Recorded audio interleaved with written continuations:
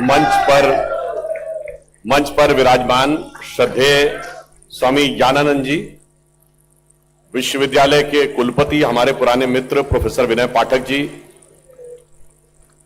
इस समारोह के विशिष्ट अतिथि मुख्तारुल हसन अमीन जी, प्रति कुलपति सुधीर अवस्थी जी, कुल सचिव डॉक्टर अनिल यादव जी, इस कार्यक्रम के संयोजक डॉक्टर उमेश पालीवाल जी, डीएवी कॉलेज के प्राचार्य अनिल मिश्रा जी और राजेश जी।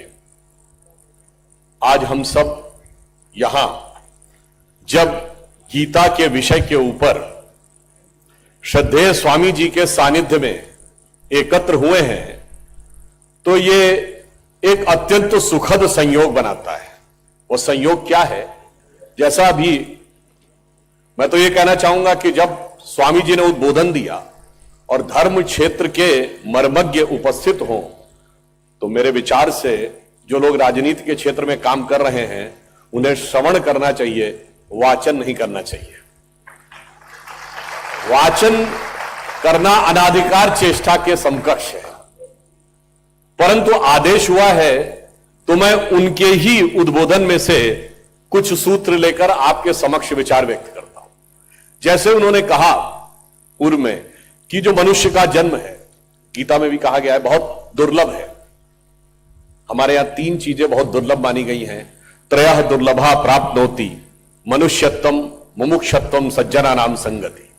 तीन चीजें अत्यंत दुर्लभ हैं जो दैव कृपा से प्राप्त होती हैं। सर्वप्रथम मनुष्य का जन्म, फिर मनुष्य के जन्म में मोक्ष की इच्छा, मनुष्यत्वम मुमुक्षत्वम, यानी आध्यात्म की तरफ प्रवृत्ति, और फिर तीसरी सज्जना नाम संगति, यानी सज्जन और साधु लोगों की संगति। आज मैं कहना चाहूंगा कि संयोग से तीनों ही संयोग यहां विराजमान हैं।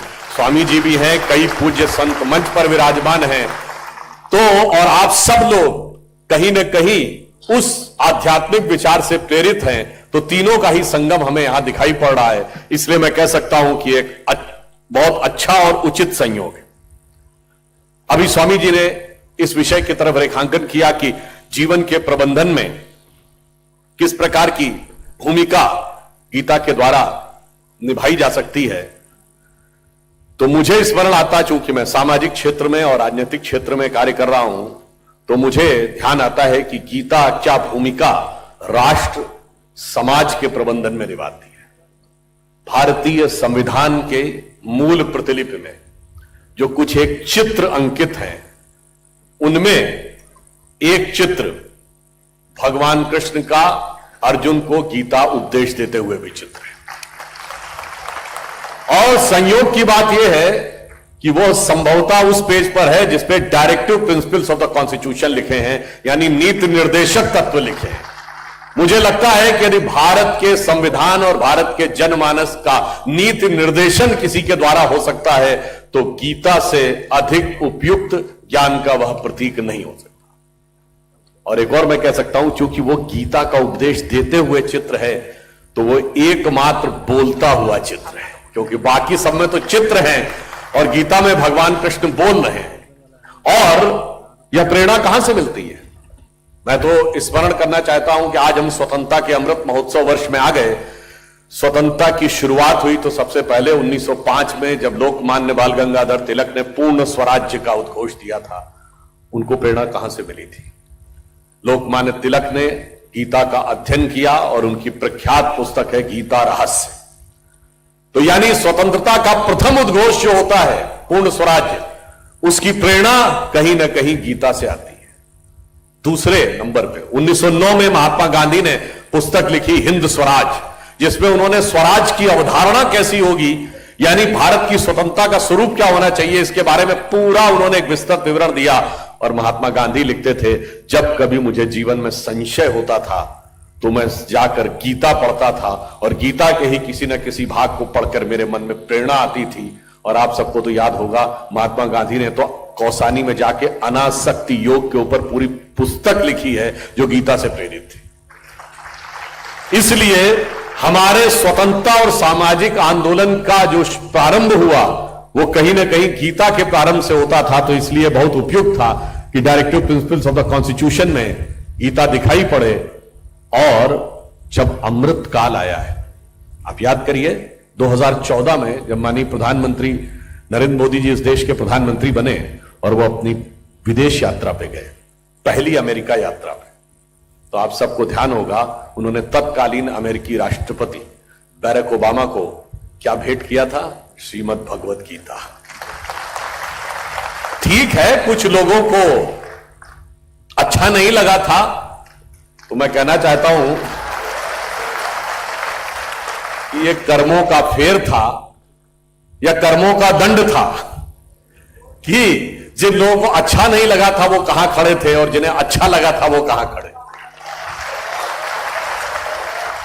और मैं ये भी कहना चाहता हूं कि यदि अमेरिकी राष्ट्रपति को मोदी जी ने गीता भेंट की तो यह और भी अधिक उपयुक्त है। आज अमेरिका दुनिया का सबसे शक्तिशाली राष्ट्र माना जाता है, पर उसकी शक्ति का उद्भव कहां से हुआ था? जिस दिन अमेरिका ने एटम बम का विस्फोट किया था 16 जुलाई 1945 को, ट्रिनिटी एक्सप्लोजन। और उस परमाणु विस्फोट को करने वाला जो प्रमुख वैज्ञानिक था, architect of the Manhattan project, Robert Oppenheimer ने उस परमाणु विस्फोट के बाद लिखा था कि इसे देखकर मुझे गीता का वह श्लोक याद आता है कि जब भगवान विष्णु अर्जुन से ये कहते हैं कि संपूर्ण सृष्टि का सृजन भी मैं हूं, परंतु सहस्रों सूर्यों के रूप में जब उठता हूं तो संहार भी मैं ही हूं, काल भी मैं ही हूं। और आप सबको शायद पता हो, भाई आजकल कहते हैं ना साइंस में सबसे मजबूत है, वो एटम बम बना लिया क्या? तो जिसने एटम बम बनाया वो रॉबर्ट ओपेनहाइमर ने गीता पढ़ने के लिए 1933 में संस्कृत सीखनी शुरू की थी। एटम बम तो 1945 में बनाया। तो मुझे लगता है कि यदि भारत के प्रधानमंत्री मोदी जी ने अमेरिका के राष्ट्रपति को गीता उत्पन्न की तो शायद उन्हें यह भी स्मरण दिला रहा था कि आपकी ताकत जहां से उभरी थी उस ताकत का मूल स्रोत भी यहीं से निकलता था। और आज हम स्वतंत्रता के अमृत काल में, अभी 15 अगस्त गुजरा है, तो लाल किले की प्राचीर से प्रधानमंत्री जी ने क्या कहा कि अगले 25 वर्ष का समय यह अमृत काल है, जब भारत 75वें वर्ष से शताब्दी वर्ष तक की यात्रा करेगा।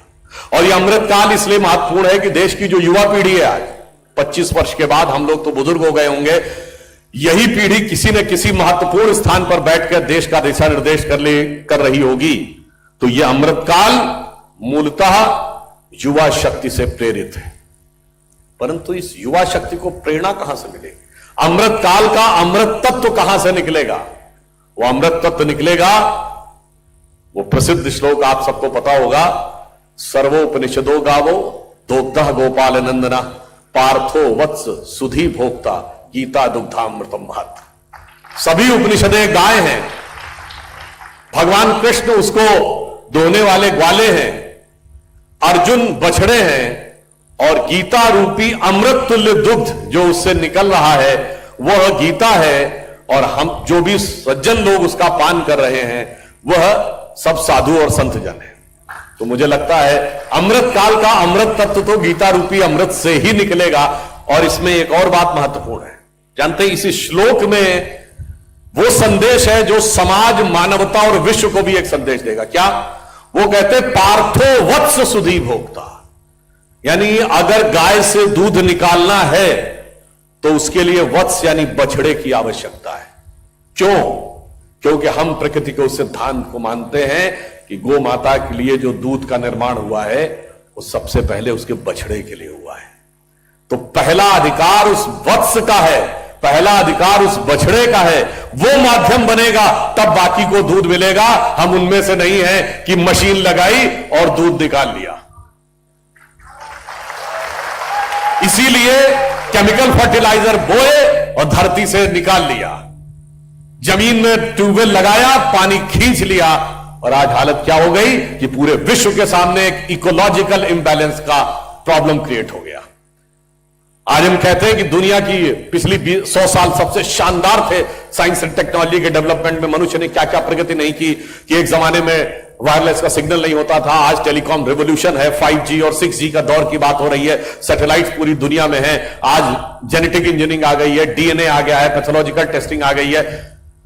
परंतु आप सभी बातों को देखिए तो एक तरफ लगता है कि ये मनुष्य की अब तक की सबसे शानदार शताब्दी है। पर दूसरी तरफ आप देखें तो हम उस मुकाम तक जाकर पहुंचकर खड़े हो गए जहां लगता है कि अगर हमने नियंत्रण नहीं किया तो 100 या 50 साल के बाद पूरी मानव जाति के अस्तित्व पर प्रश्न चिन्ह लग जाएगा। हमारे पास पीने को पानी साफ नहीं होगा, खाने को खाना नहीं होगा, श्वास लेने को नहीं होगी, ग्लोबल वार्मिंग हो रही है। इसका अर्थ क्यों है?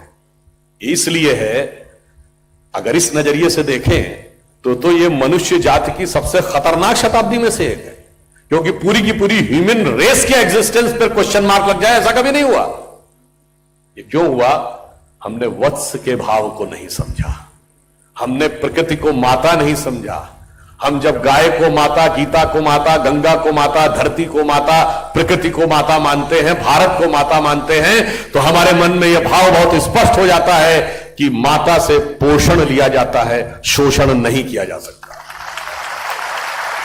और जब आप उस विचार में आते हैं कि अरिस्टोटल की किताब है द नेचर, जो वेस्टर्न थियोलॉजी का बेस है, जो कहता है all the elements of nature are for the service of the mankind. Rene Descartes और फ्रांसिस बेकन कहते हैं कि man should become the possessors, the masters of nature. हमें पूरा प्रकृति पर स्वामित्व चाहिए। और एक जगह तो रेने डेकार्टे लिखता है man should be able to subdue nature, यानी प्रकृति को हम दबा सके। और इसीलिए याद करिए, हम लोग के जन्म से बहुत पहले की बात है, जब पहला मनुष्य अंतरिक्ष में गया यूरी गैगरिन 1961 में, तो पुस्तकों में हमने क्या पढ़ा? मैन हैज कॉन्कर्ड स्पेस, अंतरिक्ष पर विजय प्राप्त कर ली, जैसे कोई अंतरिक्ष दुश्मन था जिस पर विजय प्राप्त करनी थी। इसी भाव ने इस पूरे दुनिया के लिए, समाज के लिए, राष्ट्र के लिए चुनौतियां खड़ी की हैं। परंतु यदि गीता से आप प्रेरणा लेंगे तो आपको बहुत साफ समझ में आएगा, वत्स भाव से चलेंगे तो इसमें किसी प्रकार का कोई कॉन्फ्लिक्ट नजर नहीं आएगा। अब यहां पर मैं एक बात और कहना चाहता हूं कि संपूर्ण देश को और संपूर्ण विश्व को मार्गदर्शन देने के लिए जिस प्रकार की सूक्ष्म बातें गीता में, हमारे धर्मशास्त्रों में कहा गया, दो प्रकार की चीजें, श्रुति और स्मृति। श्रुति वो है जो सीधे ईश्वर के मुख से निकली, जैसे वेदों को श्रुति कहा गया, और स्मृति वो है जिसमें उसका संकलन हुआ और व्याख्याएं हुई, जैसे याज्ञवल्क्य स्मृति, मनुस्मृति, पाराशर स्मृति इत्यादि। परंतु गीता एक मामले में अद्भुत है, इसलिए कि जैसा स्वामी जी ने कहा कि 700 श्लोक हैं उसमें, और उसमें सीधे ईश्वर के मुंह से भी निकल रहा है, यानी श्रुति भी है, और उन 700 श्लोकों में कर्म की व्याख्या भी है, यानी स्मृति भी है। तो श्रुति और स्मृति दोनों का समन्वय यदि हमें देखने को मिलता है तो गीता में देखने को मिलता है। और यहां पर एक बिंदु और ध्यान देने योग्य है कि भगवान कृष्ण ही निष्काम कर्म का सिद्धांत क्यों देते हैं। भगवान कृष्ण ने निष्काम कर्म का सिद्धांत दिया। पहले तो मैं एक विषय पर अपना विचार रखना चाहूंगा, जैसे स्वामी जी ने कहा कि भाई अगर कर्म करो और फल की इच्छा ना करो तो फिर कर्म ही क्यों करो। परंतु ये जानते क्यों आता है? जब आपकी छोटी सूक्ष्म दृष्टि होती, हल्की दृष्टि होती, तो आपको लगता है कर्म करने से मुझे कुछ प्राप्त होगा। जब विराट दृष्टि होती है तो निष्काम कर्म का भाव स्वतः उत्पन्न हो जाता है। अब मैं आपसे पूछूं कि हम सब यहां बैठे हुए हैं, हम अपने शरीर को एक यूनिट मान लें और इससे माइक्रो लेवल पे बढ़े और फिर मैक्रो लेवल पे बढ़े। माइक्रो लेवल पे आए तो हमारा शरीर भिन्न भिन्न तंत्र से मिलकर बना है, respiratory system, digestive system, circulatory system. हमारी इच्छा से चल रहा है क्या? अपने सिस्टम से चल रहा है। हमारे शरीर के जितने तंत्र भिन्न भिन्न अंगों से बने, हार्ट, लिवर, किडनी, हमारी इच्छा से चल रहे हैं क्या? अपने नियम से चल रहे हैं। उसके अंदर जितने भी टिश्यूज हैं वो हमारे सिस्टम से, हमारी इच्छा से चल रहे हैं? नहीं।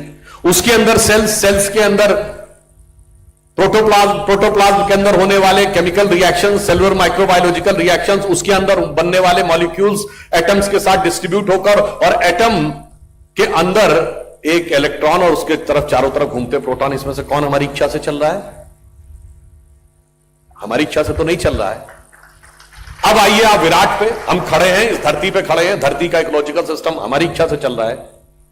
धरती अपनी एक्सिस पे घूम रही है, वो सूर्य के चारों तरफ घूम रही है, सूर्य गैलेक्सी मिल्की वे उसके सेंटर पे घूम रहा है, बिग बैंग तक आप मल्टी यूनिवर्स तक चले जाइए, हमारी इच्छा से है क्या? नहीं। तो इसका अर्थ क्या हुआ? जब संपूर्ण सृष्टि के क्रम में हमारा नियंत्रण परिणाम पर नहीं है, हमारा नियंत्रण केवल कर्तव्य पर है।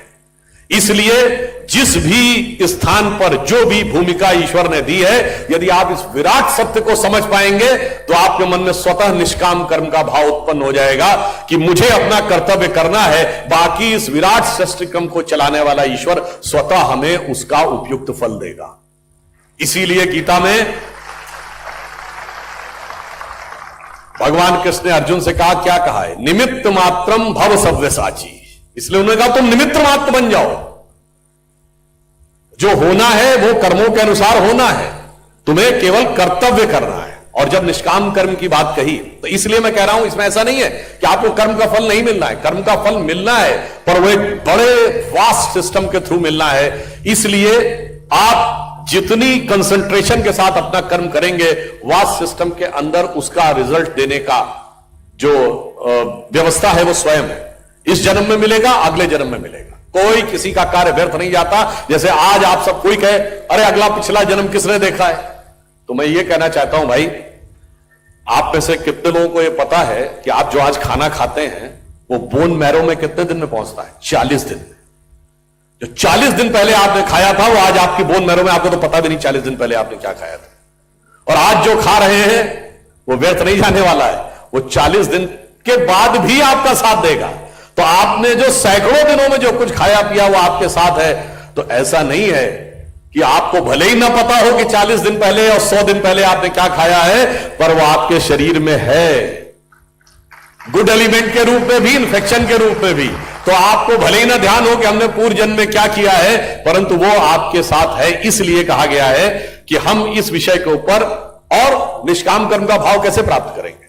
भगवान कृष्ण की आप बाल लीला देख लीजिए, उन्हें सबसे प्रिय क्या है? मक्खन। और मक्खन कैसे खाते हैं? हंडिया में से निकाल के, पर हंडिया में से निकालते नहीं, हंडिया तोड़ के खाते हैं। और हांडी भी उनकी मिट्टी की है, धातु की नहीं है। ऐसा क्यों है? और भगवान कृष्ण का नाम ही क्या है? कृष्ण, अर्थात वो काले। पहली तो यह बात बड़ी अजीब है, पता नहीं कहां से हम लोग के दिमाग में भर दिया गया है कि ये गोरा रंग जो है वो श्रेष्ठता का प्रतीक है, जबकि हमारे जितने भी भगवान हैं वो काले हैं, नीले हैं या सांवले हैं। भगवान राम, भगवान विष्णु, भगवान शंकर, भगवान कृष्ण। यहां तक कि रामचरितमानस में भी जब सीता माता स्वयंवर से पहले जाती हैं देवी की आराधना करने, तो रामचरितमानस में क्या लिखा है? देवी जी उनको क्या वर देती हैं? मनुजा ही राच ही मिल ही सोवर, सहज सुंदर सादरो। गोरो तो नहीं बोला ना। अब पता नहीं कैसे जिन लोगों ने ये गोरा बनाने की वो क्रीमें निकाल दी है ना, उन्होंने हमारे दिमाग में ये भर दिया है। अब देखिए, भगवान कृष्ण काले हैं, इसका अर्थ जानते क्या? वो मक्खन उनको क्यों प्रिय है? भगवान कृष्ण हमारे मन की उस अवस्था के प्रतीक है कि जब आप ध्यान लगाइए तो आपकी आंखों के सामने काला ही होता है। वो कृष्ण वर्ण जो है वो उस गहरे ध्यान की अवस्था, जिसका स्वामी जी वर्णन कर रहे थे, मेडिटेशन क्यों आवश्यक, उसका प्रतीक है। तो जब आपका मन जो है वो दूध की तरह है और संसार पानी की तरह है, दूध और पानी मिला देंगे तो सारा दूध पानी में मिलकर व्यर्थ हो जाएगा। परंतु यदि उस दूध को स्थिर कर लिया, मन को स्थिर किया, तो दूध स्थिर होकर क्या बनता है? दही। और जब स्थिर होने के बाद उसका मंथन किया, दही को मथा, तो उसमें से क्या निकलता है?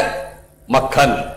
तो जब प्रवृत्तियों को अपने अंदर स्थिर करके, मन को स्थिर चित्त करके, प्रवृत्तियों का उन्नयन करके मंथन करते हैं, तो आपका मन उस अवस्था में आ जाता है जो नवनीत है, मक्खन है। अब मक्खन को पानी में डाल दीजिए, डिसॉल्व नहीं होता है।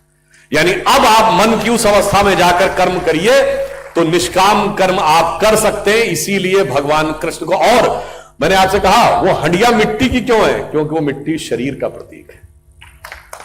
और हंडिया तोड़ के क्यों मक्खन खाते हैं? ये जो स्वामी जी ने कहा ना, सब कुछ केवल इंद्रियों के सुखों में ही आप लगे रहते हैं। तो जब आप इस शरीर के सुख की काया के बंधन को तोड़ पाएंगे, तब वो वाला मक्खन मिलेगा आपको। इसलिए भगवान कृष्ण और उनका जो ये उपदेश है, ये पूरी तरीके से हमें यह स्पष्ट बताता है कि जीवन में किस प्रकार से हम निष्काम कर्म को समझ सकते हैं, अंतर से भी और विराट से भी। इसीलिए आप जितना अंदर जाते हैं, बिहारी जी का एक दोहा है, या अनुरागी चित्त की गति समुझे नहीं कोय, जो जो डूबे श्याम रंग त्यों त्यों उज्ज्वल होए। तो जब आप ध्यान लगा के अंदर उतरते हैं तो पहले तो आपको दिखता है कि श्याम रंग दिखता है, और उसके बाद सारा का सारा जो उजाला है वो दिखने लगता है। और ऐसा नहीं है, आप लोगों ने सुना होगा, उनका एक बड़ा प्रसिद्ध दोहा था, मेरी भव बाधा हरो राधा नागर सोए, जा तन की झाई पड़े श्याम हरित दुति होए। इसके ऊपर एक मुस्लिम कवि हुए हैं जिन्होंने, शफक साहब, जिन्होंने ये लिखा है, मेरी अफकार दुनिया दूर कीजिए राधिके रानी, के जिनके साए तन से हरे हो श्याम नूरानी। और इतना ही नहीं है, भगवान कृष्ण की भक्ति में वो क्षमता कि कृष्ण भक्ति के सबसे बड़े कवियों में से एक क्या माने जाते हैं? रसखान, सैयद इब्राहिम रसखान। माना जाता है उनका जन्म काबुल में हुआ था, समाधि वृंदावन में है। और वो क्या कहते हैं, आप सबको पता है कि उनका तो बड़ा प्रसिद्ध है ना, कि मानुष हो तो वही रसखान, बसो ब्रज गोकुल गांव के ग्वारन। यानी मनुष्य के रूप में अगला जन्म पाऊं तो गोकुल में ग्वाल बालों के बीच में। जो पशु हो तो कहा बस मेरो चरो नित नंद की धेनु मजारन। पशु बनूं तो नंद बाबा की गायों के बीच। पाहन हो तो वह गिरि को जो धरो कर छत्र पुरंदर धारण। पत्थर बनूं तो गोवर्धन पर्वत का। और जो खग हो तो बसेरो करो कहूं कालिंदी कूल कदम्ब की डारन। अगर पक्षी बनूं तो कदम्ब के वृक्ष पर जाकर उस वृक्ष पर बैठूं जिसके नीचे भगवान कृष्ण मुरली बजाया करते थे। मेरे विचार से अगर वो आज होते तो फतवा भी जारी हो सकता था कि साहब कैसे आपने अगले जन्म की बात कह दी, वो भी कृष्ण भक्ति के रूप। और वैसे आजकल की युवा पीढ़ी को समझना चाहिए हमारे देश की महान परंपरा क्या थी। आज तो एक मैंने बचपन में इसकी एक पैरोडी सुनी थी, आज तो हमारा समाज उस विकार की तरफ जा रहा है संस्कार को छोड़ के, कि आज के किसी व्यक्ति से पूछा जाए तो वो क्या कहेगा कि मानुष हो तो वही कवि चोच बसो सिटी लंदन के किसी द्वारे। वो कहेगा मानुष हो तो वही कवि चोच बसो सिटी लंदन के किसी द्वारे, और जो पशु हो तो बनू बुलडाग चढ़ू नित कार्य पे पूछ निकारे।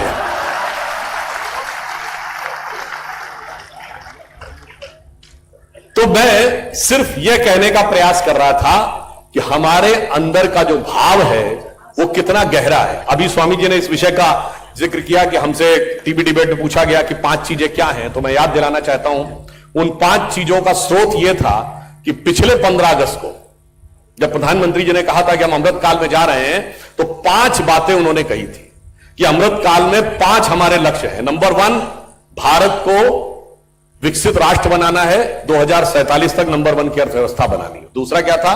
गुलामी की मानसिकता के हर प्रभाव से अपने को मुक्त करना है। तीसरा यह है कि अपनी संस्कृति और विरासत पर गर्व करना है। और चौथा यह है कि सबके लिए सबको प्रयत्न करना है। और 5वां यह है कि वो प्रयत्न जो है वो सामूहिक रूप से कर्तव्य करना है। और इसलिए हम ये कह सकते हैं कि वो जो सांस्कृतिक गौरव और हमें गुलामी की मानसिकता से मुक्त होने की आवश्यकता है, उसके लिए यह जरूरी है कि अगर हम गीता का पाठ करेंगे तो इसके अंदर वो सारे के सारे आधार मिल रहे हैं। क्यों? मैं एक विषय और कहना चाहता हूं। अक्सर धर्म ग्रंथ में या किसी भी धर्म में 2 प्रकार की चीजें आती हैं। या तो वो आपको सन्यास के बारे में बताएगा कि भगवान से अलग, भगवान की तरफ जाओ, संसार से अलग होगे, और या फिर सांसारिकता का नियम बताएगा। मगर सिर्फ गीता में भगवान कृष्ण ही वो उपदेश देते हैं जिसे निष्काम कर्म कहते हैं, यानी संन्यस्त भाव के साथ संसार में रह के कैसे काम किया जा सकता है। मेरे विचार से दुनिया में कोई दूसरा ऐसा उदाहरण आपको नहीं मिलेगा। और हम यह भी कह सकते हैं भगवान कृष्ण इसको अपने आचरण में भी करके दिखाते हैं। यदि कर्म के सिद्धांत को प्रतिपादित किया है तो हमारे भगवानों ने कर्म के सिद्धांत को अपने आचरण में बुला के दिखाया है। भगवान राम जब सेतु बनाने जाते हैं समुद्र के किनारे, तो समुद्र ने रास्ता छोड़ा था क्या?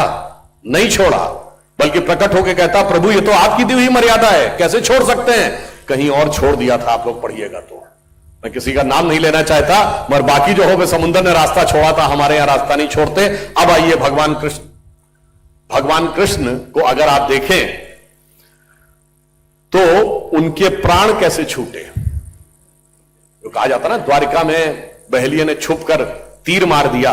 वो तीर क्यों लगा था? वो तीर इसलिए लगा था कि गांधारी का श्राप लगा था जब दुर्योधन की मृत्यु हुई थी। तो आप ये समझिए कि भगवान ने भी यह दिखाया कि कर्म का अच्छा प्रभाव हो या बुरा प्रभाव हो, भगवान भी उससे मुक्त नहीं है। ये हिंदू धर्म की महानता है। और इतना ही नहीं, इसका अर्थ क्या हुआ? महाभारत का अंत कहां पे होता है? महाभारत का अंत कौरवों पर पांडवों की विजय से नहीं हो रहा है, युधिष्ठिर के राज्याभिषेक पे नहीं हो रहा है, यादवी वंश के नाश पे नहीं हो रहा है, भगवान कृष्ण के शरीर त्याग से हो रहा है। वो किसके द्वारा? गांधारी के श्राप से। यानी दैवीय शक्तियों पर, दैवी शक्तियों की विजय आसुरी शक्तियों पर होके नहीं हो रहा है, ईश्वर के ईश्वरत्व पर स्त्री के सतीत्व की विजय के साथ समाप्त हो रहा है। और इसके उपरांत भी यदि किसी के मन में कोई संशय हो तो मैं सिर्फ यह कहना चाहता हूं कि भगवान कृष्ण ने गीता का उपदेश दिया, उसके बाद भी कॉन्फिडेंस आ गया था क्या अर्जुन को? उसके बाद भी उसने कहा महाराज वो सब तो ठीक है, मगर इनसे लड़ेंगे कैसे? ये सब तो बड़े बड़े महारथी हैं। तो भगवान कृष्ण को विराट रूप दिखाना पड़ा था। और भगवान कृष्ण ने विराट रूप 3 बार दिखाया। एक बार माता यशोदा को, जब उनके मुंह में सारा ब्रह्मांड दिख गया। अब वैसे उसको वो लोग कहानी मानते थे, उसमें मैं डिटेल में जाने का वक्त नहीं है। ये 2022 का जो नोबेल प्राइज मिला है फिजिक्स का 3 साइंटिस्टों को क्वांटम इंटेंगल के लिए, उसके जाकर थ्योरी आगे जाके यही हो रही है कि you can experience universe anywhere at any point. वो अलग विषय है। दूसरी बार दुर्योधन को दिखाया, जब दुर्योधन ने 5 गांव कहा कि मैं एक सुई की नोक के बराबर नहीं दूंगा। और तीसरी बार उन्होंने अर्जुन को दिखाया। दुर्योधन नहीं समझ पाया कि यह भगवान है, अर्जुन समझ पाया। क्यों? अर्जुन उससे पहले गीता का उपदेश सुन चुके थे। तो वो आधार बनाती है कि जब भगवान आपको दिखे तो आप पहचान तो सकें कि यह भगवान है। और इसीलिए उन्होंने जब उनको दिखाया तो क्या कहा? उन्होंने कहा देखो यह तय है कि अब तुम्हें ही राज करना है और ये सब भूमि पे पड़े होंगे, पलक झपकाऊंगा और यही तय है।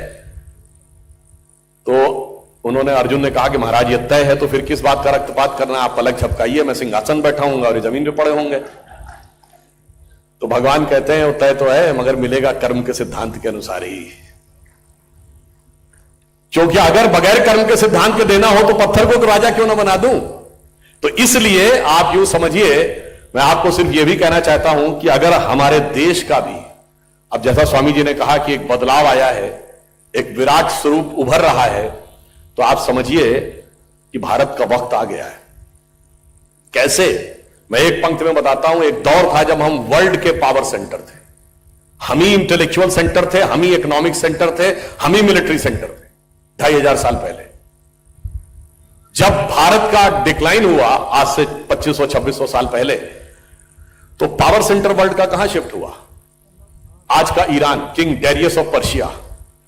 जब पर्शियन एम्पायर का डाउनफॉल हुआ तो किसका राइज हुआ? मेसोपोटामियन एम्पायर, आज का इराक और वेस्ट की तरफ चला गया। जब मेसोपोटामियन एम्पायर का डाउनफॉल हुआ तो किसका दौर आया? टर्किश एम्पायर, आज का टर्की। टर्किश का जब डाउनफॉल हुआ तो रोमन एम्पायर, और रोमन एम्पायर की पहले कैपिटल थी कॉन्स्टेंटिनोपल, जो आज टर्की की राजधानी इस्तांबुल है, फिर आज का रोम हो गया, और वेस्ट की तरफ चला गया। जब रोमन एम्पायर का यूरोप में दबदबा कम हुआ तो किसका दौर आया? पुर्तगाल और स्पेन, और वेस्ट की तरफ चला गया। पुर्तगाल और स्पेन का दबदबा खत्म हुआ तो किसका जमाना आया? ब्रिटेन और फ्रांस, और वेस्ट की तरफ चला गया। और जब जहां से मैंने बात शुरू की थी वहीं पर समाप्त कर रहा हूं, ब्रिटेन का एम्पायर का डाउनफॉल हुआ तो अमेरिकन एम्पायर आया। अमेरिका में आज सबसे prosperous west coast, San Francisco, Los Angeles belt. अब आ जाइए पिछले 80-90 सालों में, उसके बाद सबसे ज्यादा प्रॉस्पेरिटी किसमें आई? जापान पे। अब आइए पिछले 50-60 सालों में, जिनको हम टाइगर्स ऑफ एशिया पैसिफिक कहते थे, हांगकांग, ताइवान, सिंगापुर, मकाऊ, इनका दौर आया। ये वर्ल्ड की सबसे पावरफुल इकोनॉमी बने, और आज भी पर कैपिटा इनकम के हिसाब से सबसे रिचेस्ट कंट्री सिंगापुर है। और अब पिछले 20 साल में आ जाइए तो चाइना दिख रहा है, और अब अभी आ जाइए तो चाइना में डिफ्लेशन हो गया है, चाइना में ग्रोथ रेट कम हो रही है। और गौर से देखिए तो वहां की एक सबसे बड़ी रियल एस्टेट कंपनी एवरग्रांड दिवालिया हो गई है। तो इसका मतलब अगला पड़ाव क्या है? तो जो प्रधानमंत्री जी ने कहा यही समय है, सही समय है। तो बस आप ये समझिए कि जो भगवान कृष्ण ने गीता में कहा था कि सब दिखा दिया था अर्जुन को, तो उन्होंने कहा था क्षुद्रम हृदय दौर्बल्यम त्यक्तोत्तिष्ठ परंतपः, हृदय की समस्त दुर्बलताओं को छोड़ो और उठ के खड़े हो जाओ, यही तुम्हारा भवितव्य है। वो दुर्बलताएं क्या है उसको ध्यान कर लीजिए। कोई भाषा पे बांटेगा, कोई क्षेत्र पे बांटेगा, कोई जाति पे बांटेगा। ये सारी दुर्बलताएं उत्पन्न करने का प्रयास किया जाएगा सिर्फ इसलिए कि हमारा वो विराट स्वरूप उभर के ना सामने आ पाए। तो जब वो विराट स्वरूप उभर के सामने आने वाला है, इसमें कहीं कोई संशय नहीं है। इसलिए हम ये कह सकते हैं कि भारत मां अंगड़ाई लेती, सुप्त चेतना जाग रही, ऋषि मुनियों की देवधरा फिर अपना रूप संवार रही। और हमारा जो राइज होगा ना, वो किसी को दबाने के लिए नहीं होगा। ये बाकी पावरफुल बनना चाहते हैं, इसको दबाओ उसको दबाओ, हमारा राइज होगा क्या? हम जगत गुरु थे दुनिया को उठाने के लिए, दुनिया को इंस्पायर करने के लिए। तो मैं अंत में, चूंकि ये सारा गीता का ज्ञान मूलतः वेदों से लिया गया है, प्रस्थानत्रयी का उल्लेख किया गया इससे पहले, यानी ब्रह्मसूत्र, उपनिषद और गीता ये प्रस्थानत्रयी माने गए हैं। तो अटल जी की कविता जो बड़ी फेमस कविता थी, हिंदू तन मन हिंदू जीवन, रग रग हिंदू मेरा परिचय, उसका जो एक छंद है वो कहता है कि मैं अखिल विश्व का गुरु महान। हमारा राइज करके क्या दिखाएगा दुनिया को? मैं अखिल विश्व का गुरु महान, देता विद्या का अमरदान, मैंने दिखलाया मुक्ति मार्ग, मैंने सिखलाया ब्रह्म ज्ञान। मेरे वेदों का ज्ञान अमर, मेरे वेदों की ज्योति प्रखर, मानव के मन का अंधकार क्या कभी सामने सका ठहर। मेरे स्वर नभ में गहर गहर, सागर के जल में छहर छहर, इस कोने से उस कोने तक कर सकते जगती सौरभ में, हिंदू तन मन हिंदू जीवन, रग रग हिंदू मेरा परिचय। और अंत में एक लाइन और कह दूं, भारत तब महान बनेगा जब समृद्ध भी आएगी, हम टॉप इकोनॉमी भी होंगे और टॉप इंटेलेक्चुअल पावर भी होंगे। यानी माता लक्ष्मी की भी कृपा होगी और माता सरस्वती की कृपा होगी, और दोनों ही कमल पे विराजती हैं, यह भी ध्यान रखिएगा।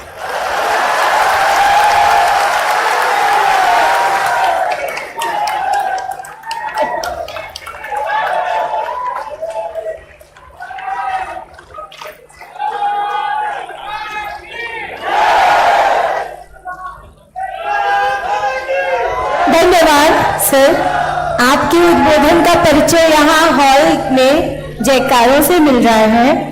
जैसा कि हम सभी की अपेक्षा थी कि हम सभी आपके ज्ञान पूर्ण वक्तव्य से ओतप्रोत हुए, तो हमें वैसा ही लग रहा है कि बहुत ओतप्रोत कर दिया है। और ये जयकारे जो हैं ये परिचय दे रहे हैं मंच। आप सभी से अनुरोध है कि अभी प्रेक्षागार छोड़ के ना जाएं, हमारे मुख्य वक्ता जी उपलब्ध है, आप उनका अपमान न करिए। इतना अच्छा उद्बोधन आपने सुना है, अभी आप प्रेक्षागार में उपस्थित रह के उनका और इस मंच का सम्मान और गरिमा बनाए रखें, आप सभी से मेरा अनुरोध है।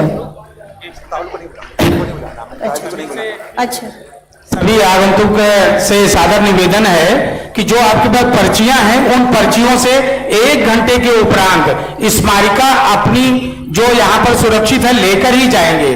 तब तक कार्यक्रम के विधिवत चलने के लिए आप लोग अपने स्थान पर ही बैठे। वे पर्चियां हैं, उन पर्चियों से आपको एक एक प्रति जो स्मारिका का विमोचन